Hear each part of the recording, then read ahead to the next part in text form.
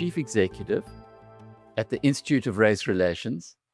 He's a powerful voice for classical liberalism and a data-driven approach to solving our country's problems. Doesn't it just irritate you when the narrative, people have got ideas, everybody's got an opinion, like everybody's got, that other thing. It is a never-ending source of aggravation to me when I'm forced to listen politely, because that's what we do, everyone must have their say, to someone who's just blabbing. They haven't researched, they haven't read about it, but they've got an opinion. Now, we all got opinions, and there are 8 billion of us on this planet.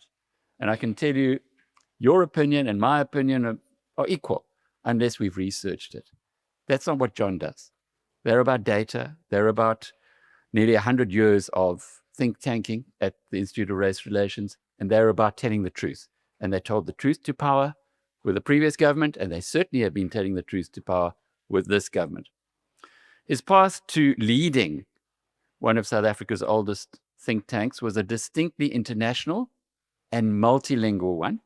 He holds a doctorate in commerce and economics from one of Germany's leading business schools, the Otto Beisheim School of Management, and also has a master's degree in translation studies at Wits. His career has spanned work in the retail and services industries, as well as roles with the Friedrich Naumann Foundation in Germany, and as the founding CEO of Good Governance Africa. And Good Governance Africa are the guys who give us a list of the 230 municipalities in South Africa, who the best to the worst. So they were the first people to start analyzing the municipalities and how they're performing. And it's when you start, my really good friend Bernard Swanepoel always said, if you can't measure it, you can't manage it. And he was a miner, a gold miner, or he is a miner, and it's very similar in the public sphere as well. John's unique blend of experience in business, in nonprofits, and in the precise art of translation across different languages and cultures gives him a truly global and nuanced perspective on the challenges we face today. He's also, like any good liberal, prepared to listen to all sides of the story. He was with us, when I say with us, Rob kind of suggested that I go along to ARC because it's his people. My people are in Davos, his people are at ARC. They're like this side, and we're in the middle. John was also at ARC earlier this year, and we had a fascinating conversation then as well. So it's a real privilege to welcome the Chief Executive of the Institute of Race Relations, Dr. John Endress. Thank you. This BizNews production is brought to you by Brenthurst Wealth. Building wealth and protecting legacies since 2004. Invest better with Brenthurst. Good. Hello, everyone. Quite exciting to be here and to be making my debut. So thanks, Alec, for the invitation.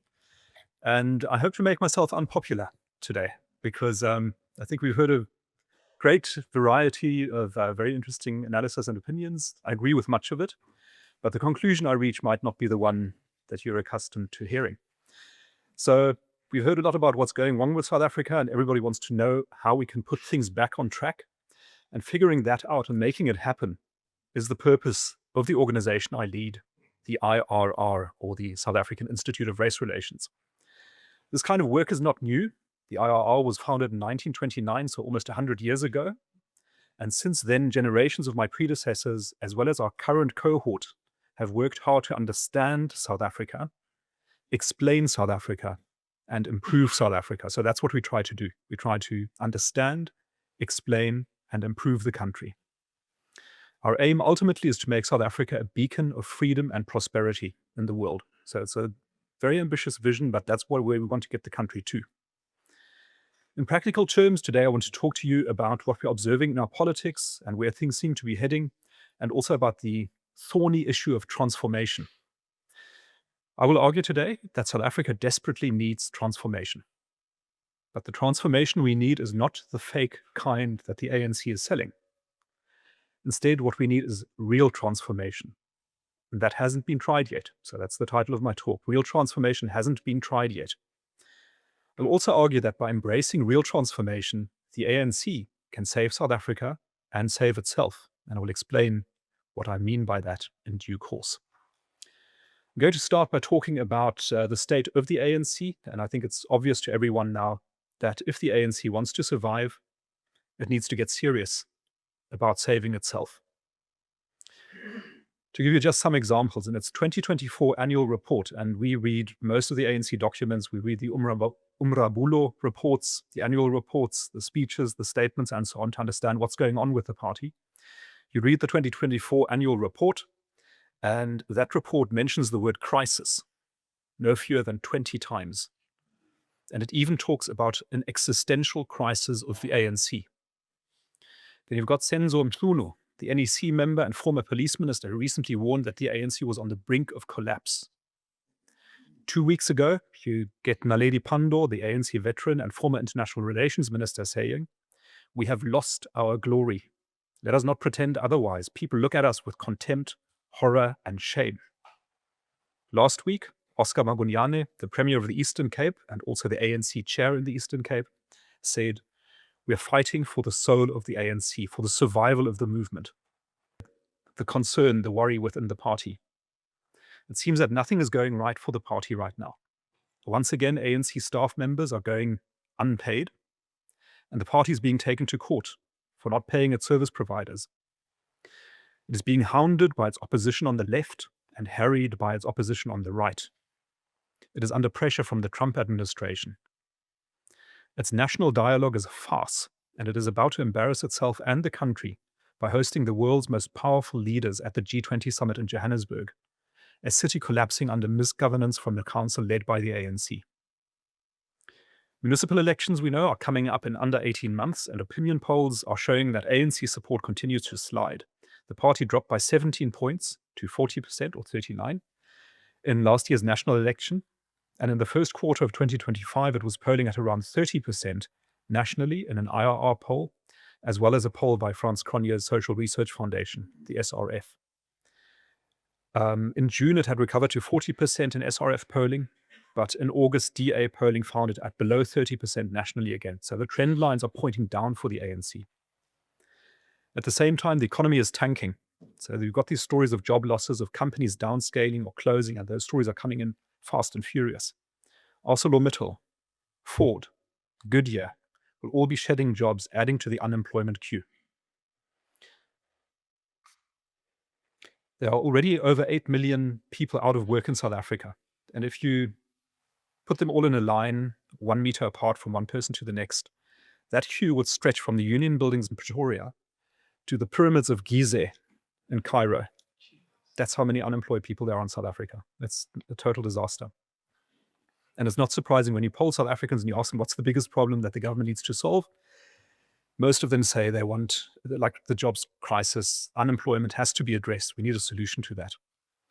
Why is unemployment so high? We've heard a bit about that from other speakers. It's because growth is low. So it has averaged below 1% since 2012 and came in at 0.5% in 2024. On Tuesday, we had the latest GDP figures, and they show barely any movement, with the economy growing by just 0.6% from the second quarter of 2024 to the second quarter of 2025. So the economy is basically flatlining. Why is our economic growth rate so low? It's abysmal because our rate of fixed investment is puny. Now, we've had several speakers talk about that. It's below 15% of GDP, and the global average is 26%. So it's not actually emerging markets that are 26%. The entire global average is 26%, and we're only at 15%. Many emerging markets are at 30% or even above 30%, 34, 35%. We're very far removed from that. What is that number, that 15%? So it's fixed investment, which is the money that companies, individuals, and the government spend on things like factories, heavy machinery and equipment, roads, rail, and ports. So it's the physical assets which an economy needs to produce goods and transport them to their buyers. This type of investment shrunk by 1.4% in the quarterly GDP update released on Tuesday. So if you put all of these things together, what you see is that the ANC is now at a risk not just of gradual decline, but of sudden collapse. And I think this is a point worth emphasizing. So you've heard a bit about this already, and we've kind of, I think, started to price in the idea of ANC decline. I want to go a bit further and urge you to consider the possibility of ANC collapse. And why is that? So that doctorate I did in Germany was about change management. And one of the things that I learned is that social processes often unfold in a way that is described as a punctuated equilibrium. And that means things are stable and in equilibrium for a long time. Like in South Africa, the ANC keeps winning elections and everybody knows where they stand. But then the equilibrium is punctuated, and all of a sudden, things start changing very rapidly. The ANC drops below 40% and then just keeps dropping. So think of the fall of communism in the early 1990s. After World War II, Germany was divided into two countries, West Germany, which was capitalist and prosperous, and East Germany, which was communist and poor.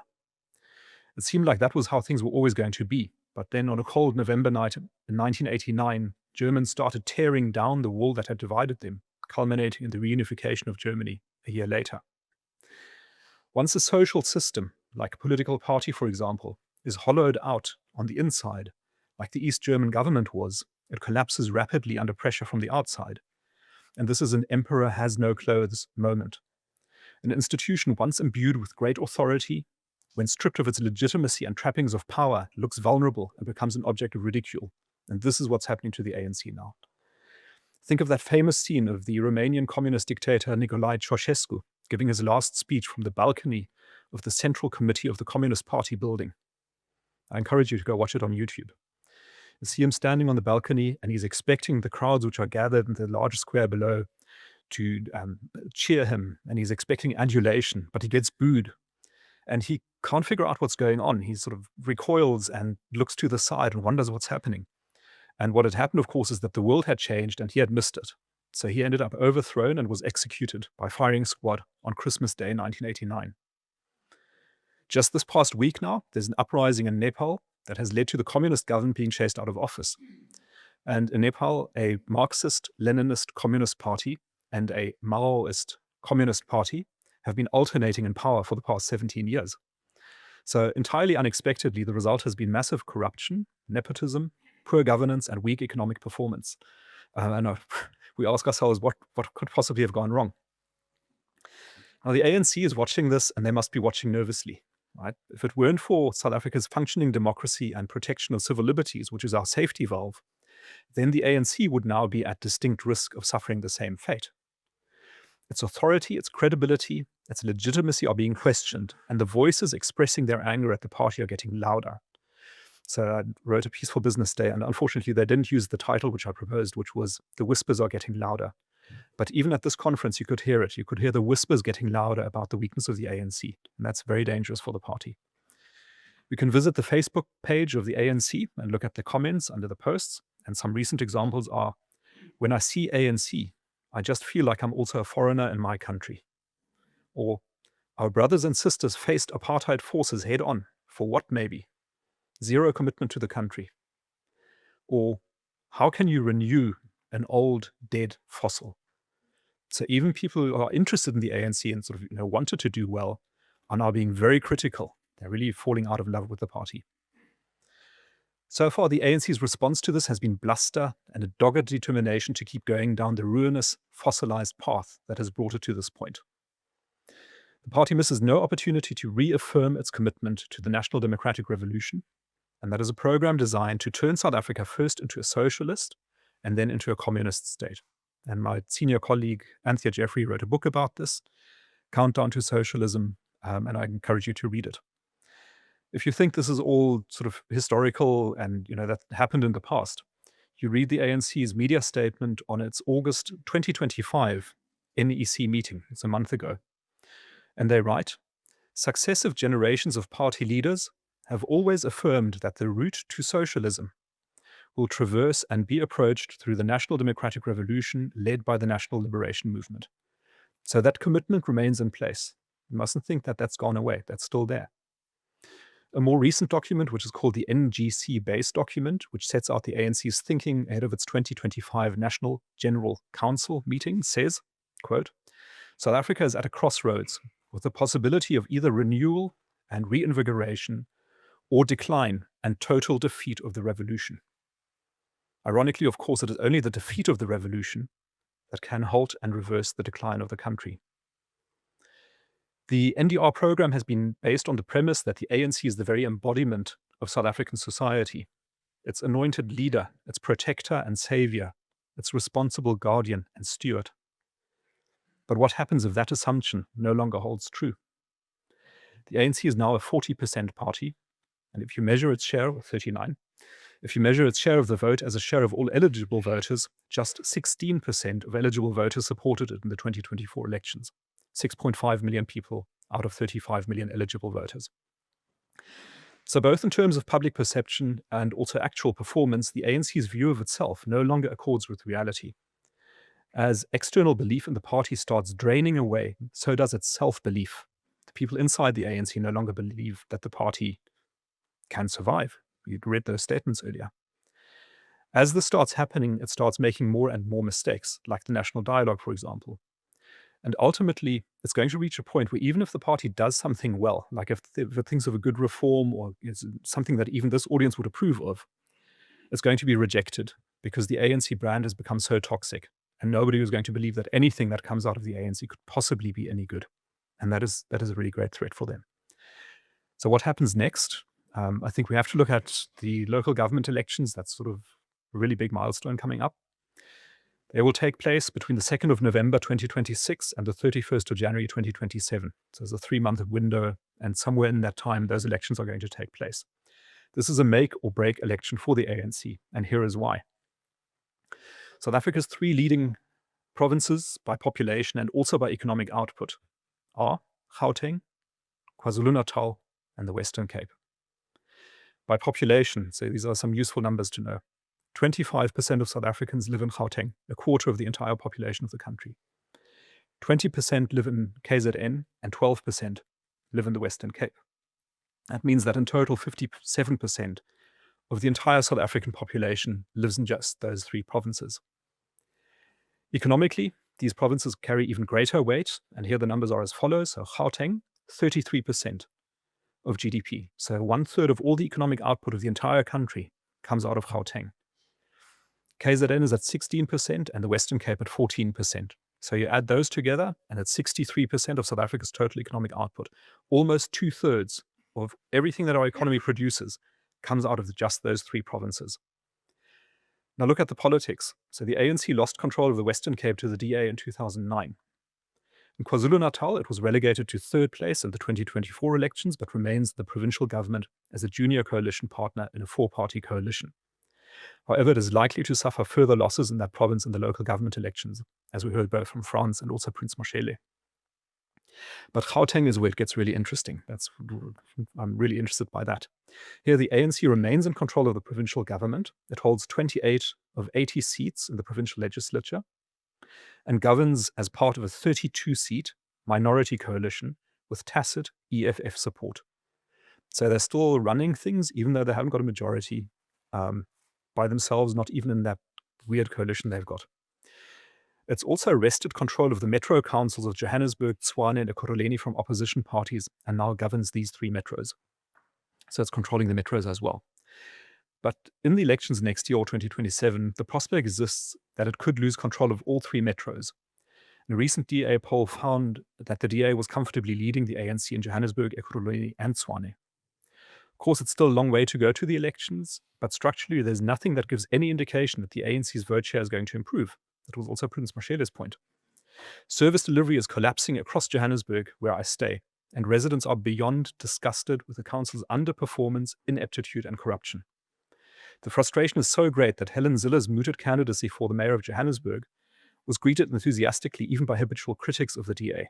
So that shows you how much things are changing. What this means is it's not unreasonable to assume that the ANC could lose control of the Gauteng metros and their 14 million inhabitants and almost 1/3 of the economy. And this would be a blow from which the party would find it very hard to recover, just as it has been unable to find a path back to power in the Western Cape.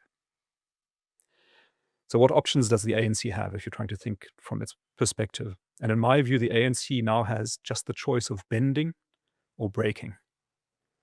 Bending means giving up some of its most cherished principles and instruments, such as heavy-handed state interventionism, race-based laws, the centralization of power, cadre deployment, rejection of the merit principle, and a distaste for accountability. These are the bedrocks of the fake transformation the ANC has been pursuing for 3 decades. Only by moving away from fake transformation can the ANC create tangible results that will reverse its declining legitimacy, and with that, its dwindling voter support. The alternative, if it doesn't do that, the alternative for the ANC is to break. This means holding on to its fake transformation and NDR values. In this case, outcomes will continue to worsen and support for the ANC will continue to drop. And as the party writes in its NGC-based document, quote, that our country's poverty and inequality indicators have moved in the wrong direction is not only a socio-economic crisis, it is a political catastrophe for the ANC. And on this, they're 100% correct. This means that it is the voters who will break the ANC if the ANC does not change.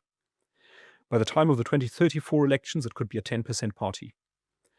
Even before that, by the time of the 2029 elections, the ANC could have dropped so far that it could not even cobble together a majority with the EFF and MK. That's how dire things are now. There can be no doubt if the ANC wants to survive, it must abandon fake transformation and embrace real transformation instead. Real transformation is the kind you can read from a steeply rising GDP graph. Real transformation is where incomes are rising, unemployment is falling, and where parents know that a bright future awaits their children. So what does this mean for you? As voters, business people, investors, it means in a sense you can relax. If the ANC bends, South Africa's policy environment starts improving, the economy starts growing, and things start getting better.